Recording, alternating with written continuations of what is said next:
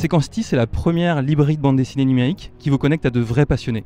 Au sein de notre librairie numérique, à laquelle vous pouvez accéder depuis votre smartphone, votre tablette ou votre ordinateur, vous pouvez acheter et lire plus de 13 000 BD, mangas et comics en version numérique. On vous permet d'accéder aux conseils de plus de 100 libraires spécialisés en bande dessinée qui ont des librairies physiques partout en France, en Suisse et en Belgique et qui tiennent chacun sur Sequencity des espaces de recommandation.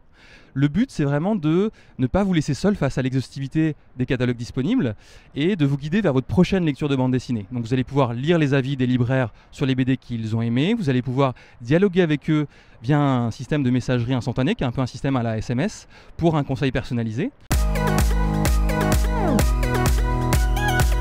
Alors Sequencity a été sélectionné avec 9 autres startups parisiennes dans le cadre du premier Global Business Exchange, qui est un programme d'échange bilatéral de startups entre New York et Paris. Et l'objectif des startups, c'est d'éprouver leur capacité à s'internationaliser sur le marché américain. C'est vrai que le marché de la bande dessinée papier est relativement équivalent entre le comics américain et la BD franco-belge, mais la BD numérique est 13 fois plus développée aux États-Unis qu'en France. Nous, en fait, on a une approche qui fait sens ici, puisqu'on est sur un territoire extrêmement large, où il n'y a pas ou il n'y a plus de librairie dans certaines villes.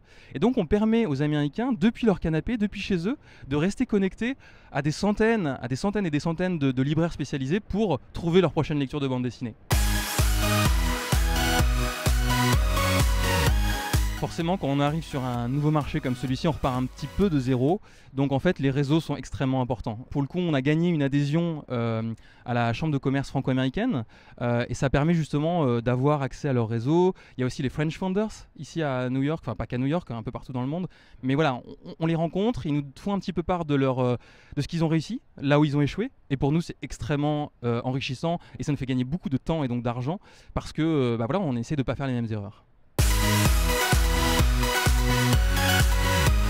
Je pense qu'une des principales choses, c'est de partir un petit peu la fleur au fusil et de penser qu'on va pouvoir faire les choses comme ça, pas en un claquement de doigts, mais c'est un peu le rêve américain. Ce qui est très important pour les Américains, c'est d'avoir une présence sur place. Ils veulent pas dealer avec une boîte étrangère qui vient de temps en temps et qui essaye de lancer les choses à distance. Il faut être présent ici, il faut montrer que c'est peut-être pas un projet américain, mais en tout cas que c'est une boîte française qui a une structure juridique aux États-Unis, qui sait s'entourer aussi de natifs américains. On nous a fortement recommandé d'avoir dans nos équipes un natif américain parce qu'il va mieux comprendre les différences culturelles, il va voir les réseaux, il va mieux maîtriser forcément aussi la langue. Alors nous, bien évidemment, l'objectif c'est de rester au-delà de 6 mois. Parce qu'en fait, c'est un programme d'échange de 6 mois, mais en fait, c'est un temps pour évaluer si on est capable de le faire. Si on est capable de le faire, c'est à la fois convaincre des éditeurs et des libraires de comics, mais c'est aussi potentiellement trouver des fonds pour se développer sur le marché américain. Parce qu'en fait, tout coûte cher ici. Et on comprend mieux pourquoi des startups américaines lèvent des millions et des millions, parce qu'en fait, ici, on ne peut pas se développer sans avoir des ressources importantes. Si on prend la base de salaire moyen d'un développeur ici, c'est 75 000 $ par an. Ça remet les choses en perspective.